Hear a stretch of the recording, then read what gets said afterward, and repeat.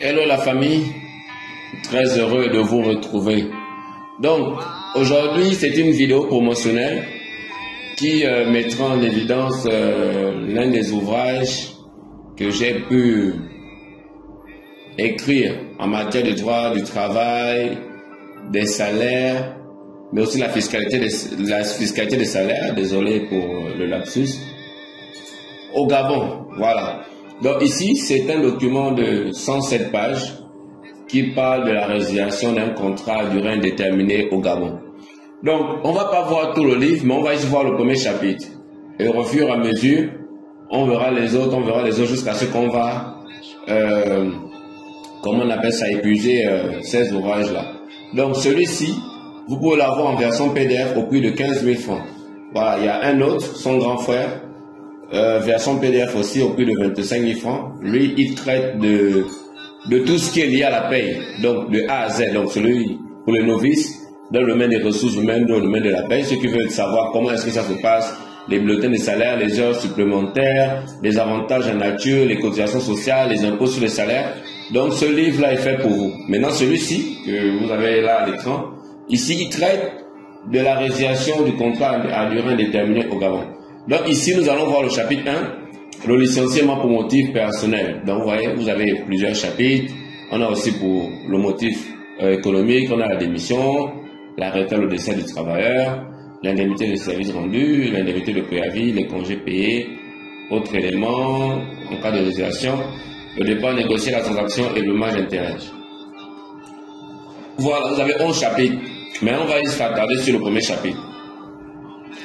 Donc, ici nous sommes sur le premier chapitre qui traite de la résiliation d'un contrat à durée indéterminée au Gabon. Et le premier chapitre ici est intitulé le licenciement pour motif d'ordre personnel. Donc on va essayer de parcourir un peu ce premier chapitre et comprendre ce que propose le Code du travail dans ce sens, ou encore les jurisprudences dans ce type de licenciement. Déjà, ce qu'il faut savoir, c'est que le licenciement pour motif personnel est celui qui repose sur les motifs inhérents à la personne du travailleur. Ça peut être une maladie prolongée, au-delà des délais légaux de suspension du contrat. Donc, je crois que, sauf si je me trompe, c'est 6 mois pour le cas de maladie, professionnelle ou non professionnelle. Donc, après 6 mois, l'entreprise peut vous licencier, même si vous êtes en CDI. Donc, on peut mettre un terme à votre contrat. Après, si on dit carence professionnelle, manifeste, ça peut être par exemple des absences. Voilà. Ça peut aussi être dû au fait que vous absentez régulièrement et à chaque fois, ça dérange votre employeur et on est obligé de vous licencier. On dit inaptitude à l'emploi proposé par exemple, vous voyez, il y a des personnes qui mentent sur les CV. Vous savez que la partie la plus importante, le CV, ce n'est pas l'expérience professionnelle, mais c'est le domaine des compétences, c'est-à-dire ce que vous savez faire. C'est un peu comme un anglais. Les anglophones, lorsque vous allez dans leur entretien d'embauche, on va d'abord prendre par les francophones. Donc un francophone, lorsque vous allez à son entretien d'embauche, il va te dire où sont tes documents ou encore où sont tes diplômes. Ça, c'est le francophone. Maintenant, l'anglophone, lui, va te demander, il va te poser une question très simple, il va te dire, what do you do? C'est-à-dire, qu'est-ce que tu sais faire par rapport à ce domaine?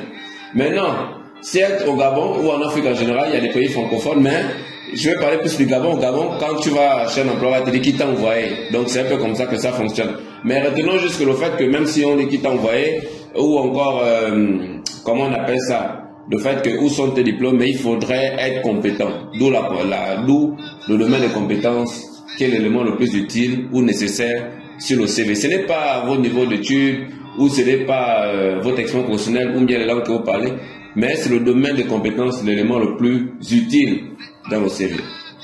Donc ici, vous avez les raisons qui poussent votre employeur à mettre fin à votre contrat à durée indéterminée. Donc c'est ce qu'on appelle la faute. Donc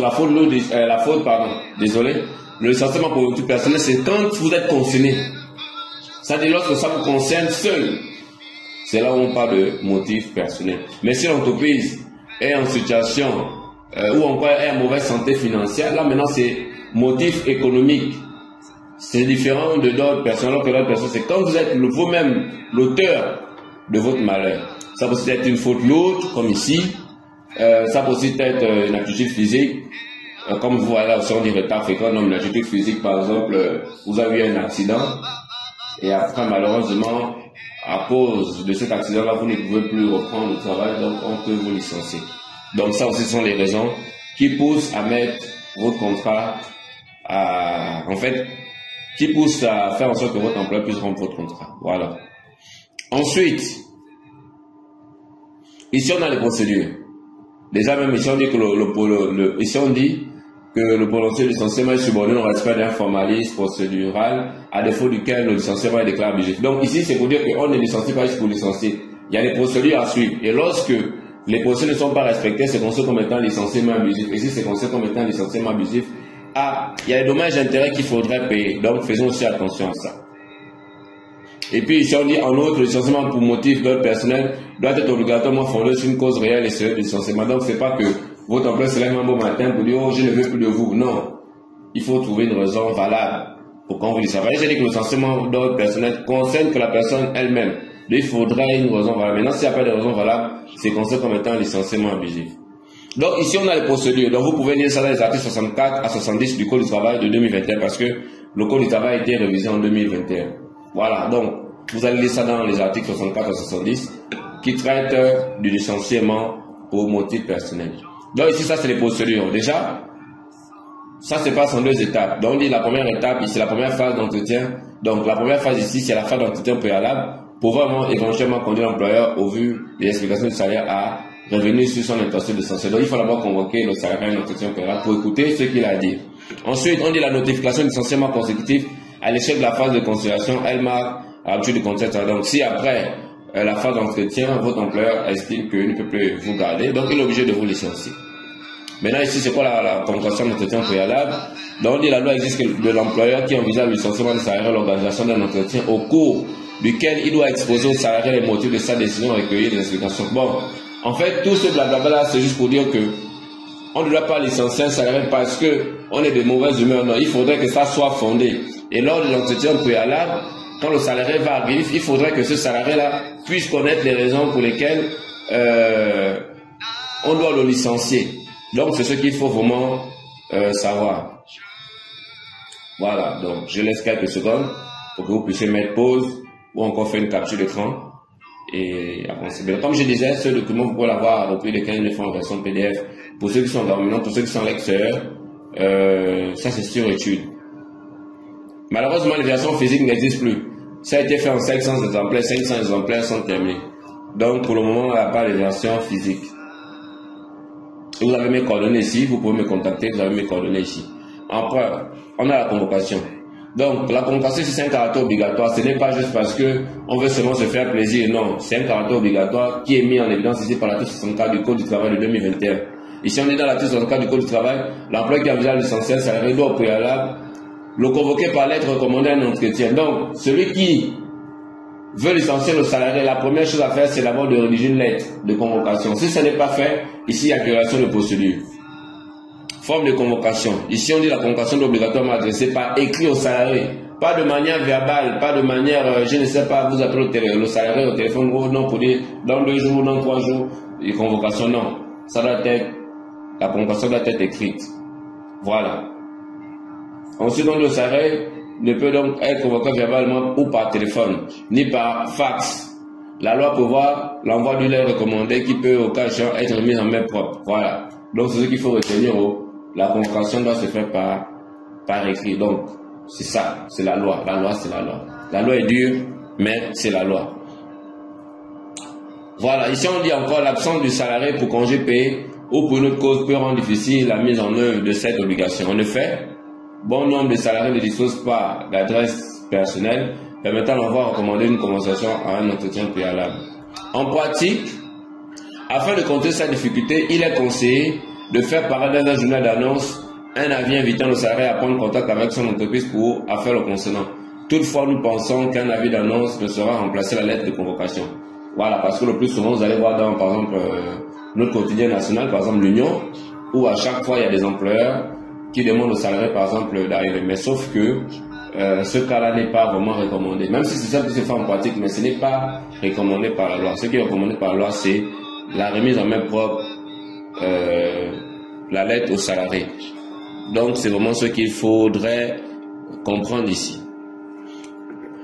Enfin, le refus du salarié de recevoir la lettre de convocation ne sera avoir pour effet de bloquer la procédure. Il est dès lors recommandé de faire constater le refus d'acceptation par un représentant du personnel ou à défaut par un inspecteur du travail. Donc ici, c'est que si le salarié refuse, ici, vous pouvez faire intervenir un représentant comme témoin ou encore l'inspecteur du travail pour dire que ah, on a remis le salarié, il a refusé.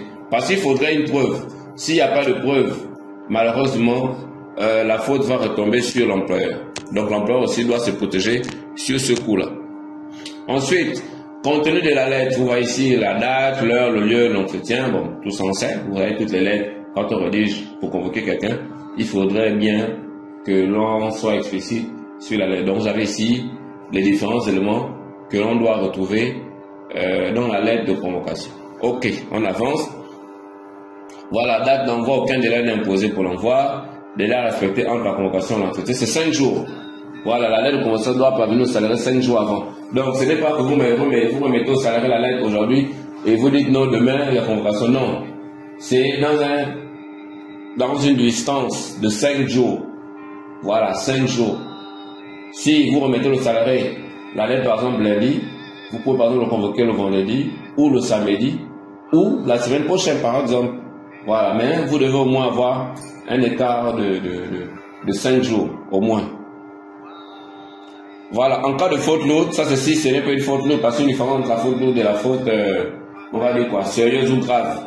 Donc maintenant on dit en cas de faute lourde, l'article 68, voilà, comme j'ai du code du travail 2021, pour voir que ce délai est ramené à 24 heures, voilà. Si maintenant c'est une faute lourde, si par exemple le salarié allait prendre la voiture du travail, il allait faire la fête et il a bousillé sa bousillé, c'est-à-dire par exemple il a cassé le véhicule, voilà. Là ça c'est une faute lourde, donc par conséquent, au lieu de 5 jours de délai, on ramène ça à 24 heures lorsqu'il s'agit d'une faute lourde.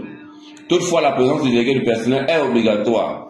Ce dernier devra être également convoqué par écrit en entretien. Bon, ça si l'entreprise respecte les conditions d'avoir un délégué du personnel, parce que le délégué du personnel, c'est à partir de, sauf si je me trompe, c'est à partir de 11 salariés. Donc lorsqu'une entreprise a au moins 11 salariés dans son sein, elle doit procéder à l'élection pour élire le délégué du personnel et son suppléant. Maintenant, si l'entreprise n'a pas respecté les conditions pour on a organisé des élections pour élire un délégué du personnel et son suppléant, il n'y a pas de problème. Elle prend juste un salarié quelconque qui viendra faire office de représentation. Voilà. Un lycée de l'aide dont le point de départ se situe le lendemain du jour de la représentation. La lettre ou de la remise de la convocation même propre se décompose en jours ouvrables. Dans les jours ouvrables, c'est le jour où le travail s'effectue dans l'entreprise. Voilà ce qu'on appelle les jours ouvrables. Voilà, le non-respect de ces délais constitue une irrégularité de procédure. Désolé. Constitue une irrégularité de procédure qui ne peut être couverte en cas de litige par le fait que le salarié était assisté lors d'un entretien préalable. Voilà, donc on voit ici que quand on viole une procédure, ça devient compliqué et c'est des dommages intérêts. Maintenant, que de la jurisprudence. Donc ici on revient sur l'arrêt de la Cour d'appel judiciaire du du 11 mars 2007 que vous pouvez vérifier. Attendez que l'article 64 du Code du travail énonce que l'employeur qui envisage le licencier doit convoquer le salarié par lettre. Cette lettre doit parvenir au salarié 5 jours avant l'entretien. Cette lettre peut également être remise en main propre. Après, on dit, attendu que la convocation datée du 14 avril ne comporte aucune signature ou autre indication attestant que l'appelant a reçu la convocation comme l'exige l'article 64 du Code du travail, qu'il y a lieu de conclure que la lettre de convocation n'est pas parvenue à l'appelant, qu'il n'est pas prouvé que l'entretien s'est déroulé. Attendu que la société X n'a pas observé l'exigence légale de l'article 64 du Code du travail, qu'il y a lieu d'allouer à M. X la somme de X francs au titre d'indemnité pour non-respect des procédures de licenciement. Donc ici, en fait, c'est une décision de justice où une entreprise X et un salarié Y ont été opposés.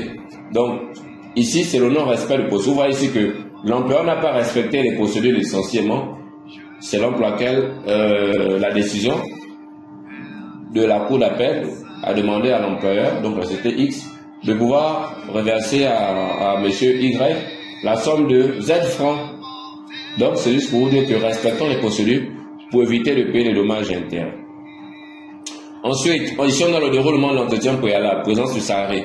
Donc la présence du salarié n'est pas déterminante pour la poursuite de la procédure. D'ailleurs, l'article 65 alinéa 2 du Code du travail dispose que lorsque le salarié ne se présente pas et ne se fait pas représenter à l'entretien, l'employeur n'est pas obligé d'organiser un nouvel entretien. Donc c'est considéré comme étant un refus et après l'employeur peut être non licencié sans problème parce que C'est ce que dit l'article 65 ici du Code du travail. Assistance du salarié. Le but de l'entretien préalable est de protéger le salarié contre un licenciement arbitraire.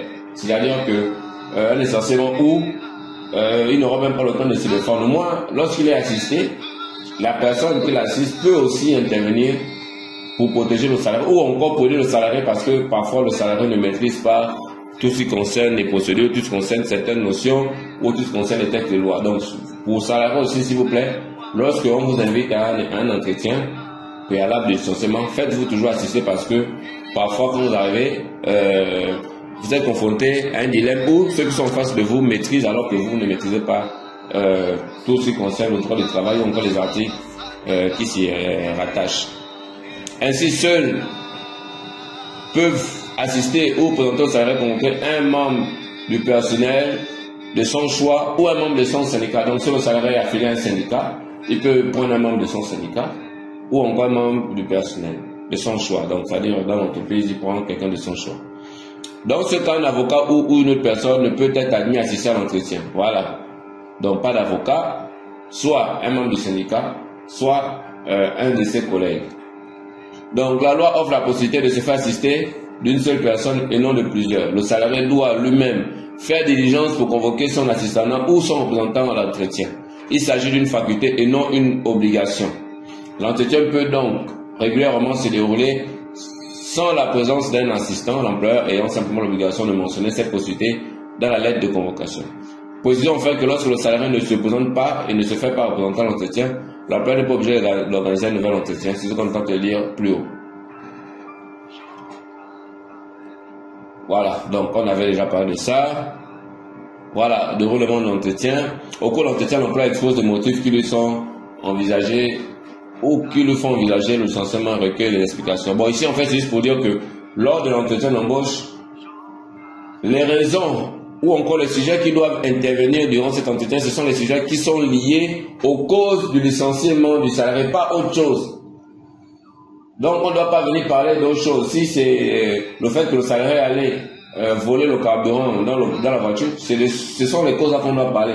Pas seulement pour dire non, tu allais sur le match Barça Real, ou tu allais faire du shopping un samedi alors que j'avais besoin d'être au travail. Non, vous devez seulement évoquer les causes qui font en sorte que le salarié soit convoqué pour ce licenciement. Donc, c'est toute cette cause-là. Donc, comme vous avez ici, vous pouvez faire la capture d'écran ou mettre pause pour essayer de lire ce déroulement de l'entretien. Ensuite, on a le délai de réflexion. Ici, on dit à l'issue de l'entretien, l'employeur doit observer un délai de réflexion avant de prendre sa décision. L'employeur ne peut signifier au cours de l'entretien sa décision de licenciement. Il doit observer un délai de réflexion pendant les 5 jours qui suivent l'entretien. Toutefois, en cas de faute lourde, le délai est ramené à 24 heures. Donc ici aussi, c'est que quand on a terminé de vous convoquer un entretien, avant de vous donner la décision finale, on a 5 jours. Donc l'employeur a 5 jours d'observation.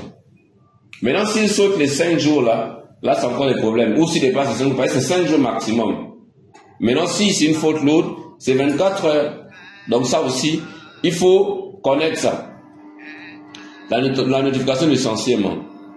Au thème de l'article 64 du Code du travail, l'employeur qui décide censé, bon, ça on avait déjà mentionné là-bas, que ça doit être, la lettre doit être mise en main propre. Et ça doit être fait par écrit. Maintenant ici, on a la jurisprudence. On dit selon la Cour suprême du Gabon, la variation de motifs invoqués par l'employeur suffit à conférer au licenciement un caractère abusif. Un caractère abusif, attendu qu'il résulte des lettres de licenciement que 2 motifs ont été successivement avancés pour justifier la rupture, à savoir l'absence non autorisée. Donc ça c'est un salarié qui s'est beaucoup absenté, donc les absences non autorisées. Maintenant, si vous voulez voir la différence qu'il y a entre les différents types d'absence, il y a une vidéo là-dessus qui existe où vous pouvez aller vérifier quels sont les différents types d'absence qui existent selon le Code du travail et quelles sont leurs sanctions s'il y a non-respect des procédures et autres. Alors, donc, l'absence non autorisée et le motif économique. Attendu qu'à cette variation suspecte dans les motifs s'ajoute le fait que l'employeur reconnaît lui-même le caractère factice du motif économique, que la circonstance dénote de la part de l'employeur une légèreté blâmable, rendant abusif le licenciement. Ici aussi, c'est l'employeur qui qui n'a pas respecté encore les procédures. Donc ici, c'est considéré comme étant licenciement abusif parce qu'il n'y a pas eu le respect des procédures. Ensuite, on a encore la jurisprudence ici. On a encore la jurisprudence. De même, la Cour d'appel de Libreville, dans un arrêt du 15 juillet 2003, a estimé qu'une lettre de licenciement n'était pas suffisamment motivée car se limitant à mentionner la faute lourde comme motif de licenciement. Une telle imprécision de motif rend le licenciement sans cause réelle et sérieuse. En effet, la mention, la faute lourde, détermine la qualification des faits répréhensibles reprochés au salarié. Elle ne constitue pas elle-même un motif de licenciement. En outre, l'absence de la lettre de licenciement correspond à une absence de motif de licenciement. Arrêt de la Cour d'appel de Port-Gentil du 16 janvier 2004. L'article 53 du Code du travail précise enfin qu'en cas de litige, la preuve de caractère réel et sérieux du motif allégé incombe à l'employeur. Voilà. Donc ici aussi, vous voyez que on a demandé à l'employeur s'il y avait une lettre de licenciement. Il n'a pas prouvé. Et alors, là, ici, c'est considéré comme étant un licenciement non fondé. Donc, sanction en cas de violation de la procédure.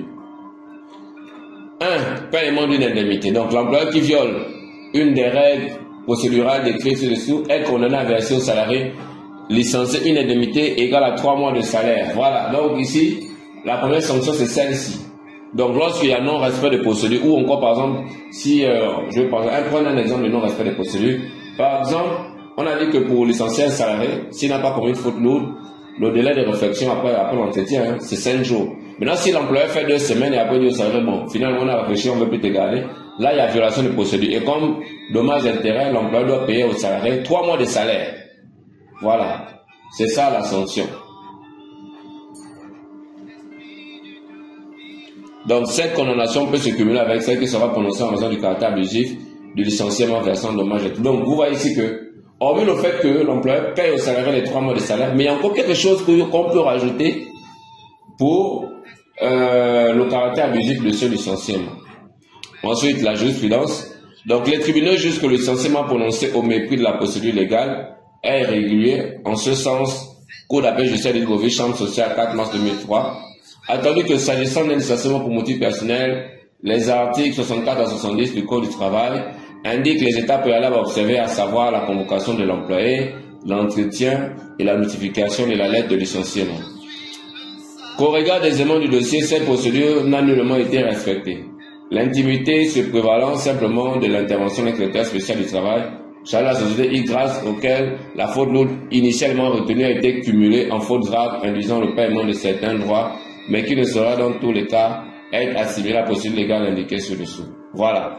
Vous avez ici un cas encore de jurisprudence qui traite du non-respect au niveau de licenciement pour motif ou encore d'ordre personnel. Contrôle administratif. Une copie de la licenciement doit être adressée à l'inspecteur du travail du ressort. Le code ne précise pas dans quel délai cette lettre doit être adressée, mais nous conseillons de l'adresser le plus tôt possible, notamment le lendemain de la remise de la lettre de licenciement au salarié. Ça ici, il s'agit d'un CDI. Moi, ce sont les CDI où toutes ces procédures-là existent. Parce que j'avais à traiter de ce cas pour le CDD. Je crois que c'est même la vidéo qui vient avant ça.